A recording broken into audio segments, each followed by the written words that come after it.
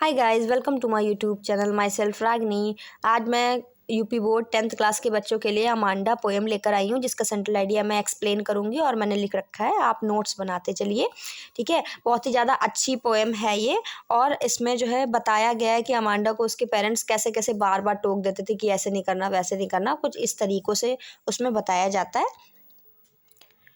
Poem का सारांश देख लेते हैं। कुछ इस तरीके से है कि लिखा है कि प्रत्येक बच्चे को लगता है कि वह किसी एक या दूसरे के काम को करने के लिए निमंत्रित या आदेशित नहीं है। भाई, हम लोगों को यही लगता रहता है कि हम किसी के गुलाम थोड़ी ना है, जो वो कहेगा वो हम मानेंगे। अमांडा एक छोटी लड़की है, उसे भी उसी तरीके से आदेश किया जाता है। जैसे अपने नाखूनों को दांतों से नहीं काटेगी, ना ही अपने कंधों को मोड़ेगी। उसे नियमित रूप से पूछा जाएगा कि क्या उसने अपना होमवर्क कर लिया, यानी कि गृह कार्य कर लिया है, अपना कमरा व्यवस्थित कर लिया है और अपने जूते साफ कर लिए हैं। उसे चॉकलेट ना खाने के लिए, उदास ना होने के लिए और ज़्यादा तुक मिजाजी ना बनने के लिए निर्देशित किया जाता है, यानी कि ऑर्डर दिए जाते हैं बार बार। परंतु अमांडा इन सभी निर्देशों को आधे मन से सुनती है। वह अपने दिवा स्वप्न में व्यस्त है, यानी कि डे ड्रीमर दिखाई गई है बच्ची। वह सपने में देखती है कि वह एक मत्स्य कन्या या अनाथ या राजकुमारी है, रैपुंजल है। ठीक है, वो अपने आप को अलग अलग अवतारों में इमेजिन करती है। यानी फिश, वाटर फिश, अनाथ ऑर्फन, कहती है अनाथ सही है कि अपने नंगे पैर आराम से घूमते रहते हैं।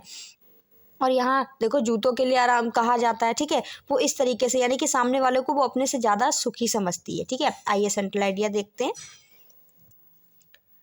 Central idea, the poem Amanda is composed bye robin clean. Poem Amanda जो है कंपोज यानी कि लिखी गई है, कंपोज की गई है रॉबिन क्लीन के द्वारा। In this poem Robin Klein is depicted. इस पोएम में रॉबिन क्लीन जो है वो बताते हैं कि the state of a girl's mind who is constantly instructed about what to do and what to not do, लिख सकते हैं, not do by her elders. वो बता रहे हैं, वो आदेशित कर रहे हैं कि इस पोएम में उनके बड़ों के द्वारा, यानी कि अमांडा एक छोटी सी बच्ची, उस स्थिति बता रहे हैं। स्टेट मतलब क्या होता है? स्थिति। उस छोटी सी बच्ची के माइंड की स्थिति बता रहे हैं, जो लगातार टोकी जाती है, कॉन्स्टेंटली लगातार इंस्ट्रक्टेड टोकी जाती है अबाउट के बारे में कि व्हाट टू डू, क्या करना है क्या नहीं करना, बाय हर एल्डर्स, अपने बड़े लोगों के द्वारा, यानी कि अपने से बड़े, उससे जो बड़े हैं, पेरेंट्स हैं, एल्डर्स हैं, उनके द्वारा बार बार उसको टोका जा रहा है।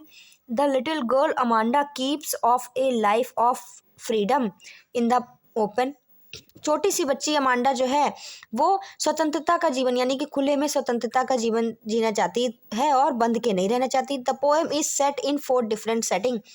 पोएम जो है 4 अवस्था उसकी वर्णन की गई है, 4 जो है सोपान उसके बताए गए हैं, अलग अलग समायोजन बताए गए हैं। The first setting is that of a real world in which Amanda's mother is always correcting her behaviour. पहली जो स्थिति है, पहला जो समायोजन कह सकते हैं, उसमें वास्तविक दुनिया को दर्शाया गया है। ठीक है, जो पहली सेटिंग है उसमें वास्तविक दुनिया को दर्शाया गया है, जिसमें अमांडा की माँ हमेशा उसको सही करती रहती है, उसके बिहेवियर को सही करती रहती हैं, बताती रहती हैं कि भाई ये गलत है, ये सही करो, इसको सही करो, ये सही करो। ठीक है, other 3 settings are fanciful which are being constructed by Amanda in her own mind. जो बाकी 3 है सेटिंग, वो क्या है, वो अपने व्यवहार में अपना 3 काल्पनिक है उसकी, जो स्वयं से वो उधेड़ती रहती, बुनती रहती, उधेड़ती रहती, बुनती रहती। 3 सेटिंग क्या है, फैंसीफुल है, विच आर बीइंग कंस्ट्रक्टेड, जो बार बार उसके द्वारा बनाई जा रही है, इन हर ओन माइंड, उसके खुद के दिमाग में। क्या क्या है, जैसे वो अनाथ है, अनाथ सोचती है मैं अनाथ होती अच्छी रहती, सोचती है जल परी होती अच्छी रहती। ठीक है, इस तरीके से, sorry. The poet wants to convey the fact that parents should be sensitive to the feelings of their children. Poet जो है ये बता रहा है, कभी एक कन्वे, यानी कि एक फैक्ट, तथ्य को एक कन्वे कर रहा है, बताना चाहता है कि हमें जो है, पेरेंट्स जो है उनको भी सेंसिटिव होना चाहिए, यानी कि संवेदनशील। क्या लिख सकते हैं? संवेदनशील। उसको, पेरेंट्स को क्या होना चाहिए? संवेदनशील होना चाहिए फीलिंग्स ऑफ देयर चिल्ड्रन, अपने बच्चों की भावनाओं के प्रति, अपनी बच्चों की भावनाओं को समझना चाहिए, उसके प्रति संवेदनशील होना चाहिए, और कैसे बच्चे को डील करना है, किस बिहेवियर से, वो भी बहुत अच्छे से आना चाहिए। ठीक है, आप लोग नोट्स बनाते चलिए। ओके, ये हमारा सेंट्रल आइडिया कंप्लीट होता है। Thank you for watching.